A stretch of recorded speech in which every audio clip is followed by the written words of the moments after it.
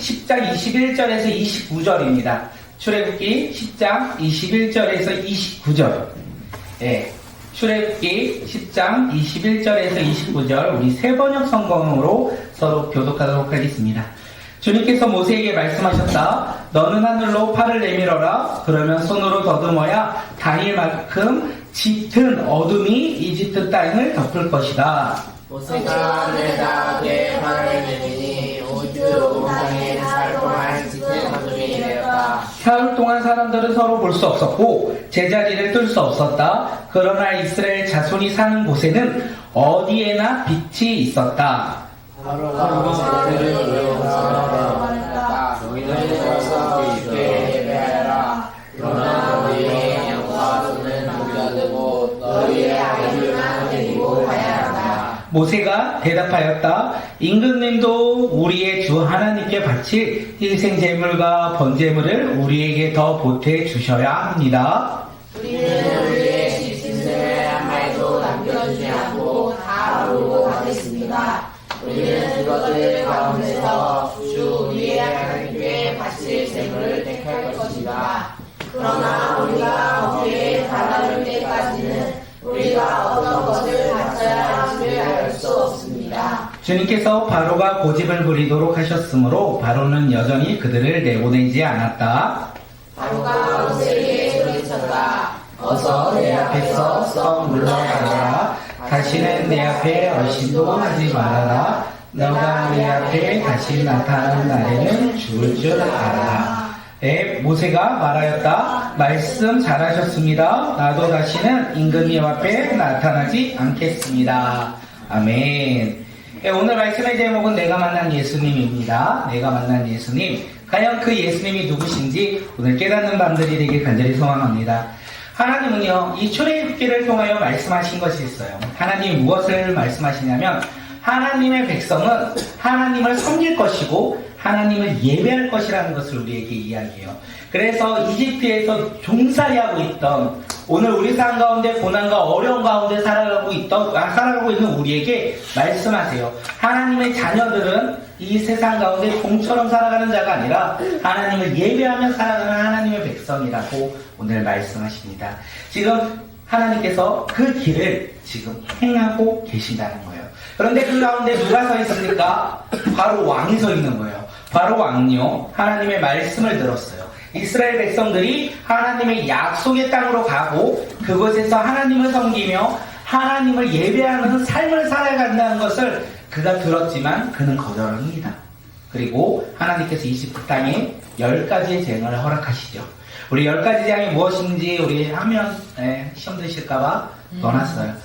이집트의 재앙 우리 8가지입니다. 함께 읽겠습니다. 나의 위로 가는 것, 얘들아, 위로 하이로 덮어 악성 위로 맞추기 주는 것, 돌림병으로 우박을 내리는 것, 메뚜기로. 이게 총 8가지의 재앙이에요. 그리고 오늘 본문은 우리에게 9번째 재앙이 무엇인지 알려주시는 거예요. 그 9번째 재앙은 어둠입니다. 바로 왕은요, 이렇게 반복적인 재앙을 겪었어요. 그리고 메뚜기 때의 재앙으로 말미암아 더 이상 이집트에는 먹을 것이 없게 되었어요. 그런데도 바로 왕은요, 이스라엘 백성들을 보내지 않습니다. 하나님의 말씀은 들었어요. 그런데 순종하지 않았다는 것을 우리에게 이야기하는 거예요. 하나님의 말씀을 들어도 내 삶에 상관없이 생각하는 사람들이 있다라는 거예요. 그가 누구다? 오늘 본문에선 바로 왕이다. 이렇게 이야기합니다. 오늘 이 세상을 살아가는 우리의 삶에서도 동일합니다. 하나님의 말씀을 들어요. 그런데 나와 상관없이 살아가는 사람들이 있어요. 하나님의 말씀을 난 듣기 싫어. 하나님의 말씀이 나와 상관없어. 나는 내가 원하는 대로 살아갈 뿐이야. 라고 생각할 수 있습니다. 누구처럼요? 바로 왕처럼요. 우리가 그런 사람들이 아닌지 우리가 생각해 봐야 될 거예요. 바로 왕은요, 하나님이 나타나기 전에, 이스라엘의 재앙이 내리기 전에 그는 되게 잘 살았어요. 이집트는 세상의 중심이었어요. 많은 것을 소유해왔고 풍요가 가득한 나라가 이집트였어요. 그런데 하나님께서 그에게 임함으로 말미암아 그의 모든 것이 사라졌다라는 것을 이 이집트 10가지의 재앙을 통해서 우리가 알 수 있습니다. 질문할까요? 화면 한번 넘겨주세요. 우리 화면 한번 읽겠습니다. 질문할게요. 시작. 하나님의 나쁘시니까 바로 왕을 멀리서는 왕한다. 이 출애굽기에서 우리는 두 가지를 알 수 있어요. 하나님은 나쁜 신인가, 바로왕은 어리석은 왕인가. 둘 중에 하나라는 거예요. 예, 어떤 것이 있겠습니까? 어리석은 왕. 예, 어리석은 왕. 그런데 우리는 생각할 수 있어요. 사람들이 뭐라고 생각하냐면, 야, 하나님이 어쩜 저럴 수 있어? 하나님은 사랑이 많으신 분이고 자비가 많으신 분인데 이스라엘 백성들 가운데 어떻게 저렇게 재앙을 허락하셔? 모든 것을 빼앗아 가실 수 있어? 이렇게 생각할 수 있다는 거예요. 그런데 우리가 생각하는 것은, 잊지 않아야 되는 것은 바로 왕에게 모든 것을 허락하신 분이 누구다? 하나님이라는 거. 이 재앙을 통해서 바로 왕이 깨달아야 하는 것은 나의 힘과 나의 의지로 얻었던 것이 아니었다는 거예요. 풍요는 나의 힘으로 얻은 것도 아니고 세상의 중심이 되었던 명예가 가득한 그 삶을 내 힘으로 얻었던 것이 아니라는 것을 우리에게 이야기해요. 그 모든 것이 누가 주셨다? 하나님이 주셨다는 것을 이 사건들을 통하여 바로가 알고 이스라엘 백성들이 알아가야 된다는 거예요. 그런데 바로왕은 하나님의 말씀을 들었는데 어떻게 합니까? 순종하지 않았어요. 순종하기는커녕 어떻게 합니까? 하나님을 무시했어요. 하나님을 없인 여겼다. 바로왕은 자신이 가진 것에 감사하며 하나님의 말씀에 따라 이 이스라엘 백성들을 보내는 것이 아니라 하나님의 말씀에 대해서 불순종하고 내가 원하는 대로, 내 기준대로, 내 생각대로 살아갔다는 거예요. 그 결과 어떻게 됩니까? 모든 것을 잃어버렸다. 점점 모든 것을 잃어요. 언제까지요? 내 아들이 죽는 상황에 이르기까지 그는 모든 것을 잃어버리는 상황 가운데 있습니다. 예, 오늘 우리도요, 예수님 없이 너무나 잘 사는 것 같아요.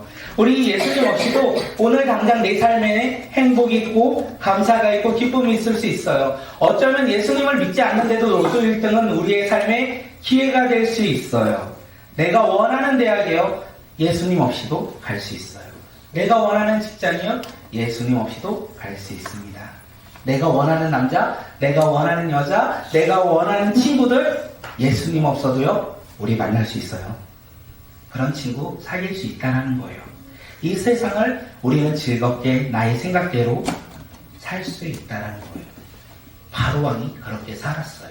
그런데 그런 삶 가운데 하나님께서 일하심으로 어떻게 됩니까? 모든 것이 잃어버렸고 모든 것이 사라졌다는 것을 이야기해요. 오늘 우리 삶에 예수님 없이 행복한 삶을 살아갈지라도 우리는 예수님을 만나게 되어 있어요. 언제요?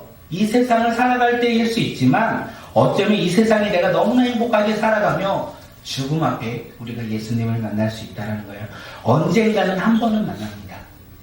우리의 삶에서 그 예수님을 이 세상에 살아갈 때 만날 수 있는 것이 은혜일 것이고, 만약 그 은혜를 우리가 누리지 못한다면 우리의 죽음 앞에 우리는 예수님을 만남으로 말미암아 내가 그동안 이 세상에서 즐겁게 살아갔던 모든 것이 사라지고 어떻게 해요? 심판 앞에, 그리고 우리의 삶의 모든 것을 잃어버리고 우리가 그렇게 살아가는 존재가 된다는 것을 바로왕이 우리에게 계속 이야기해 주는 거예요.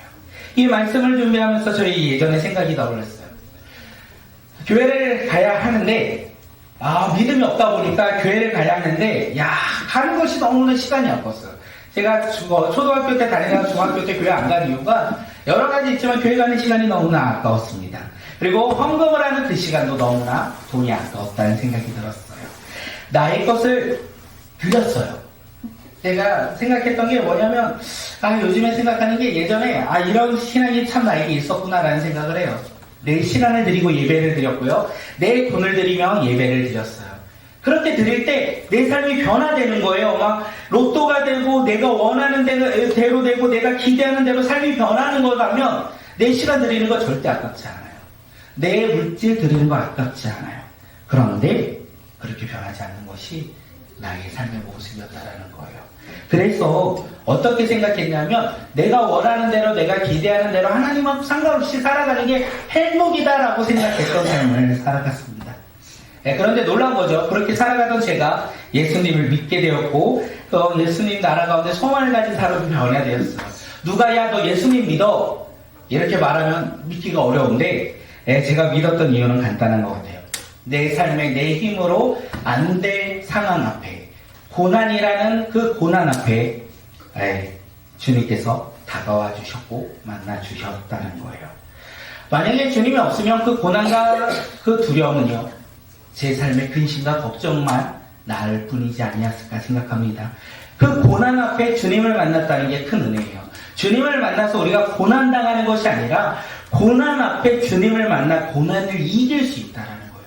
만약에 그 고난 앞에 주님을 만나지 못한다면 우리는 고난 앞에 넘어지는, 쓰러지는 사람들이 아니할까 생각되어집니다. 그래서 성경은 반복적으로 이야기해요. 뭐라고 이야기하냐면 고난은 유익이다. 고난은 유익이다. 우리 삶에 고난은 유익이 될 수 없습니다. 그런데 그 고난을 통하여 예수님을 만난다면 그 고난이 유익이라는 거. 그러면서 제가 깨달은 것은 하나 있습니다. 예수님을 만나는 그 시간이 아깝지 않다. 예수님께 드리는 내 삶의 그 삶이 아깝지 않다라는 생각이 가장 많이 들었어요. 그리고 제가 예수님을 만나기 전에 이런 생각을 했죠. 내가 열심히 만난다면 내 삶이 변화될 것을 우리는 바라보지만 변화되지 않는다라고 생각했는데 그게 아니었던 거예요. 예수님을 만나면 내 삶이 변화된다라는 거예요. 비록 내가 원하는 대로 변하지 않더라도 이 세상 가운데 하나님이 주시는 행복을 가지고 변화된다는 것을 깨달았습니다. 그래서 주님께 드리는 시간이 기쁨이 되고 내가 드리는 헌금이 감사가 되고 내 삶이 영원한 생명이 되어 행복을 누리는 삶으로 변화되었다라는 거예요. 그런데 그 변화가 달까요? 그 변화 속에서 여전히 저는 이 세상 가운데 살아가죠. 우리가 이렇게 열심히 교회에 왔어요. 평일날 금요일 저녁에 이 밤에 교회에 와서 우리가 간절히 기도해요. 우리 삶으로 돌아갑니다. 상황이 해결되셨습니까? 상황이 변화되셨습니까? 로또 1등에 갑자기 6자리가 내 눈앞에 막 아른거립니까? 하나도 그런 게 없어요. 여전히 우리는 이 세상 가운데 살아가고 있다는 거예요. 사람들이 저희의 가정을 바라보면 이렇게 얘기하죠. 야, 아이가 4명이나 있는데 돈도 많은 교회가 아닌 것 같은데 작은 교회인데 예전에 일했던 거를 그냥 계속 일하면 어쨌든 돈을 잘 벌 텐데 왜 굳이 목회만 할까? 이렇게 이야기를 합니다. 제가 비밀 하나 알려드릴까요? 제가 예전에 일했을 때보다 돈을 많이 못 버는데도 왜 목회만 하는지, 제가 일을 할 때, 열심히 일을 할 때 이제 돈의 여유가 있어요. 일을 할 때는요 돈의 여유가 있습니다. 그런데 놀라운 것은 가족끼리 여행하는 것이 너무나 어려웠어요. 왠지 아십니까? 직장에서 살아가는 것이 너무나 바빴기 때문에 그래요. 우리 친구들은 지금 공부하는데 내가 힘들다 어렵다 하지만 내가 이거 설교하면서 작성하면서 직장생활 다시 한번 생각하니까 이렇게 치열할 수가 없어. 이렇게 양육강식처럼 물어뜯는 세상이 없다라는 생각을 합니다. 직장은요 경쟁을 하지 않습니다. 양육강식이에요. 살아남는 자만 살아남아요. 다른 사람보다 조금만 늦게 일을 하면요 어떻게 됩니까? 내 책상이요 사라져요. 회사에서 작은 손해만 끼친다면 내 책상은 사라지는 세상이 바로 우리 엄마 아빠가 다니는 회사의 직업이라는 거예요. 그래서 언제나 긴장하고 살아가는 거예요. 학교에서 성적이 한 번 떨어져요. 중간고사 못 봐요. 그리고 기말고사 잘 보면 되잖아요. 회사에 내가 하나의 잘못된 실수를 해요. 그럼 다시 기회가 없는 것이 또한 우리가 살아가는 직장의 삶의 모습이라는 거. 우리 부모님들이 그래서 주말에 집에 오면 그렇게 자는 거예요. 회사에서 그렇게 시달리고 오다 보니까 주말만 되면 그렇게 집에서 자는 거예요. 이해가 안 되죠. 우리 아빠는 왜? 우리 엄마는 왜? 토요일만 되면 저렇게 잘까? 안 잘 수가 없는 거예요. 긴장 속에 살아가니까. 그런 삶 가운데 제가 이제 목회를 합니다. 그런 삶에 이제 회사를 다니지 않고 교회를 다니기 시작했죠. 가장 어려운 것은 무엇일까요? 돈이 없어요. 맞아요. 돈이 없어요. 돈이 살았었어요. 돈이 살아나는 그 순간 무엇이 오는지 근심과 걱정이 와야 돈이 없는데 어떻게 살아가지 근심과 걱정이 왔는데 두렵지는 않았습니다.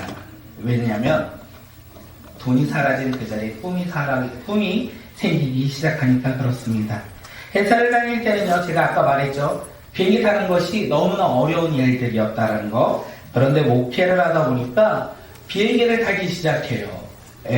그러면서 제가 생각했어요. 가족끼리 그렇게 비행기 타는 것이 쉬운 것이 아닌데 우리가 비행기를 타네. 우리가 비행기 타는 목적이 무엇일까? 라는 생각을 했는데 목적은요, 여행이 아니라는 거예요. 우리 가정이 하나님 나라 가운데 돈이 없는데도 비행기 타는 것은 복음을 전하는 사명으로 우리가 그 사명을 위해서 꿈을 꾸기 위해 그 목적을 이루기 위해 그 비행기를 탔다라는 생각을 참 많이 합니다. 꿈이 있다면 행복하실 겁니다. 우리 친구들의 삶 가운데 꿈이 있다면 행복할 거예요.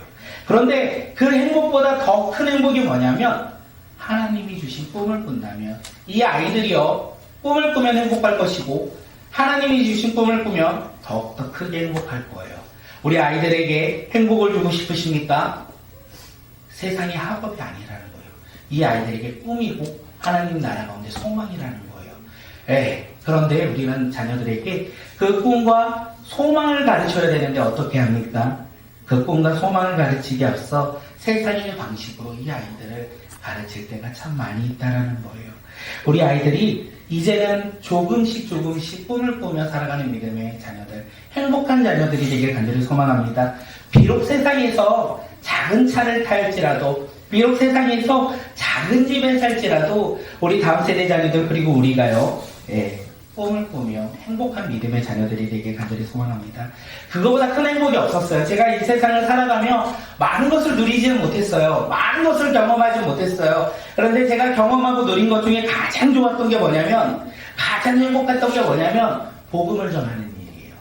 복음을 전할 때 하나님께서 함께 하신 그 놀라운 일들을 바라보며 야, 이거보다 큰 행복이 없구나. 왜요? 그 복음에는 생명이 있기 때문에 그렇습니다. 생명을 전하는 믿음의 자녀들이 되길 간절히 소망합니다. 우리 다음 세대 자녀들 공부를 열심히 하면 성공한다라고 생각합니다. 저도 그래요. 우리 다음 세대 우리 아이들에게 예성이한테 학교 갔다 오면 가장 먼저 하는 말, 야, 너 오늘 숙제는 했냐? 제일 먼저 하는 말이 그 말이에요. 세상에 공부를 잘해서 서울대 이 아이들이 법대를 갔어요. 요즘에 아시죠? 우리나라를 흥청망청 만들어 놓은 사람이 다 서울대 법대 출신이라는 거. 나쁜 짓을 가장 많이 하는 사람들이 공부 잘하는 사람이고요. 그 또 반은 무엇입니까? 공부를 못하는 사람도 나쁜 짓을 많이 합니다. 그래서 우리는 중간지대를 가는 게 맞는 것 같아요. 그런데 성공의 기준이 무엇입니까? 성공은 꿈을 가진 자. 꿈을 가진 자가 성공하지 아니할까 생각합니다. 꿈은요, 세상 가운데 얻을 수 있어요. 우리 친구들이 꿈을 꿀 수 있어요. 그런데 그 꿈은요, 바로 왕처럼 물거품이 되지 않아야 된다는 거예요. 바로 왕은 세상을 다스리는 꿈을 가지고 그 나라를 다스렸는데 예수님을 만남으로, 하나님을 만남으로 말미암아 어떻게 해요? 물거품처럼 모든 것이 사라졌다는 것을 이야기합니다. 변하지 않는 꿈을 꿀 때 우리는 진정한 행복을 찾고 그 행복을 누리며 살아간다는 거예요. 우리 지원이가 이야기해요. 고3이 되니까 어떻게 해요? 숨만 쉬어도 힘들다. 학교 가는 거 싫다며요. 우리 아이들이 그래요. 그럴 수밖에 없어요. 그런데 저 아이가 학교 가는 것이 힘들고 어려울지라도 저 아이에게 꿈이 있다면 학교 가는 거 싫을 때도 하나님의 놀라운 일하심을 기대하며 나아가지 아니할까 생각합니다. 오늘 우리 모두 꿈을 꾸길 간절히 소망합니다. 그래서 이렇게 한번 고백했으면 좋겠어요. 다음 장 한번 넘겨주세요. 우리 함께 한번 읽어보겠습니다. 시작. 오늘 나는 꿈을 꾸길 소망합니다. 행복하길 소망합니다. 예수님을 만나 믿음으로 꿈을 꾸며 행복한 삶을 살길 원합니다. 그래서 주님과 함께하는 시간은 기쁨이 되고 주님께 드리는 모든 것은 감사가 되고 영원한 생명을 얻어 행복이 가득한 삶이 되길 기대합니다. 그것이 우리의 삶이 또 다음 세대의 삶이 되길 간절히 소망합니다.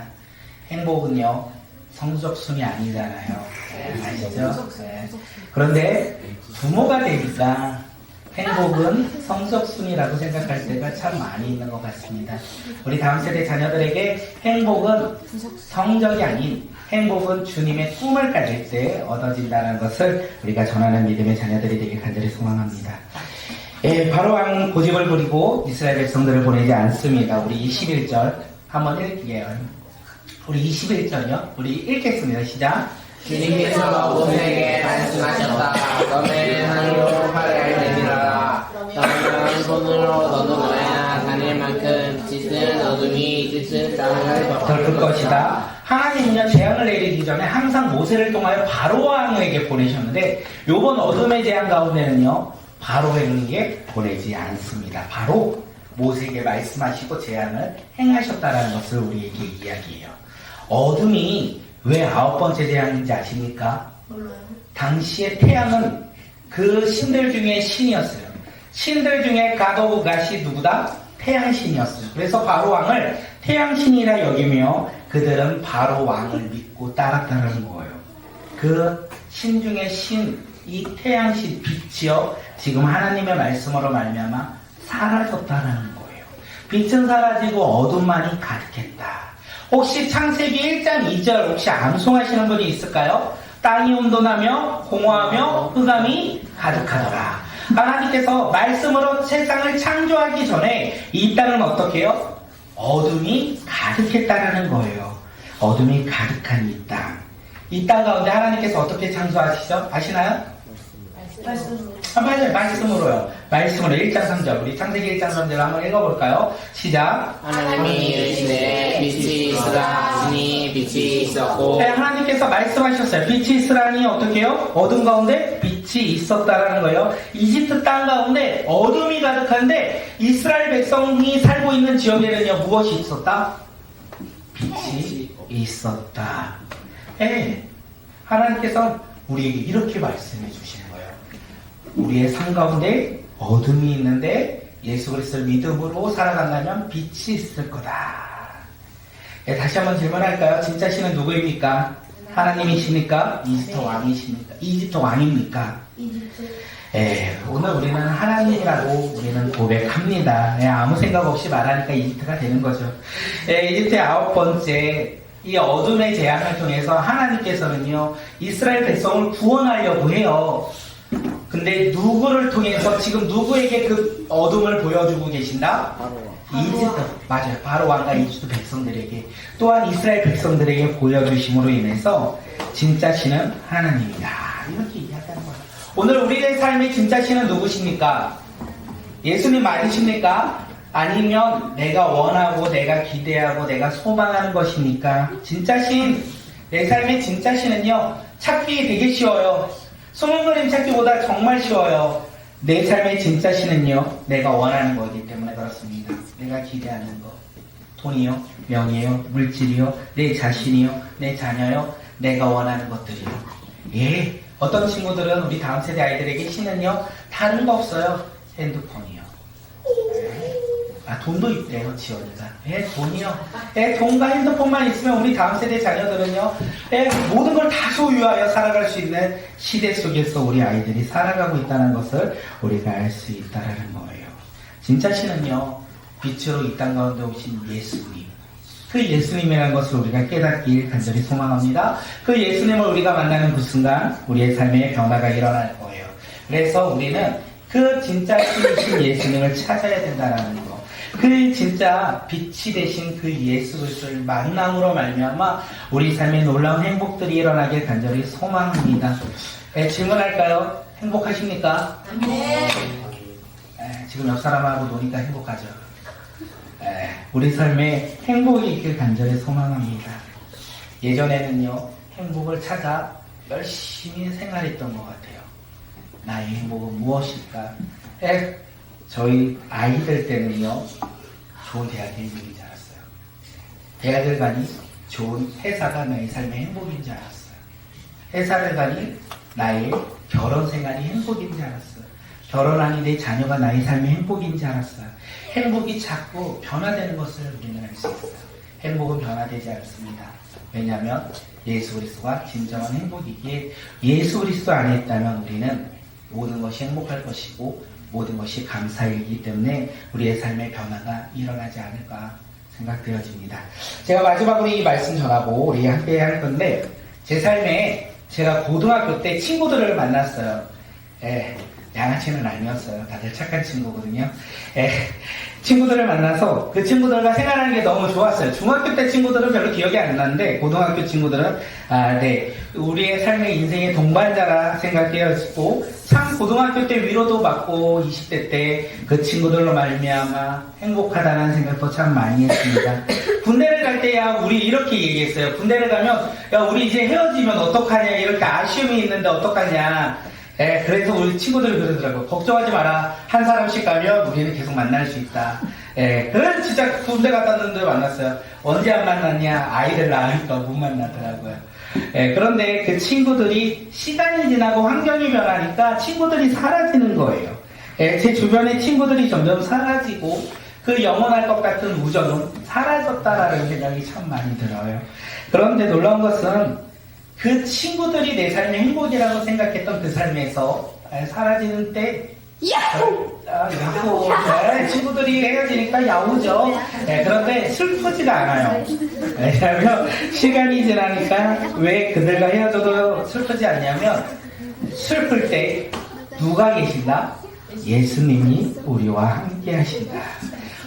예수님은 시간이 지나고 환경이 변해도 언제나 내 옆에 계신다라는 믿음이 있으니 이제는 친구들이 없어도 세상에 많은 것이 없어도 물질이 없어도 또한 내 삶의 꿈이 없어도 예수 그리스도가 꿈이 되어서 변하지 않는 그 행복을 누리며 살아가는 삶으로 변화되었다라는 것. 그래서 우리가 다음 세대 자녀들에게 이것을 전해 주고 싶은 것이 아닐까 생각되어집니다. 예지야, 너의 삶에 예수님을 만나길 간절히 소망해. 지원아, 우리 아이들의 이름을 부르며 우리가 간절히 말하는 게 무엇입니까? 야, 공부해.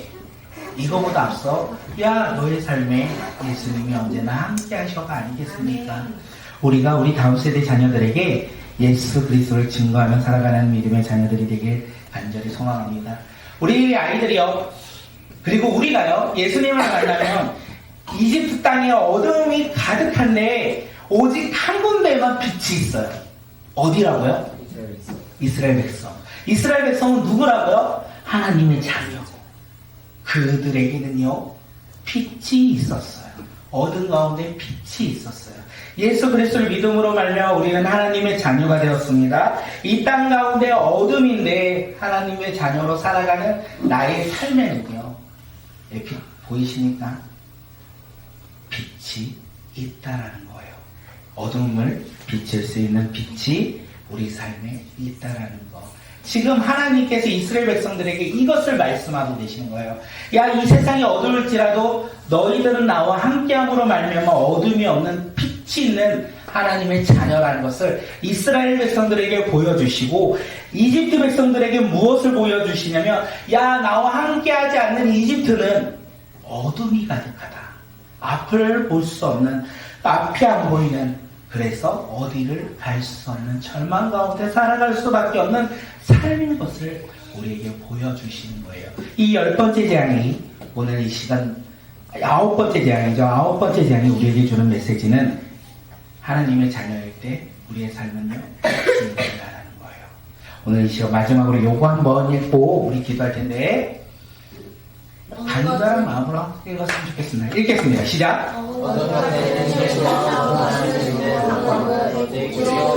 예수님을 만날 때만 가능하다. 가능합니다. 어둠 같은 현실 속에서 빛으로 오신 예수님을 만날 때 우리는요, 행복을 찾고 우리의 삶의 목적을 찾는다는 거예요.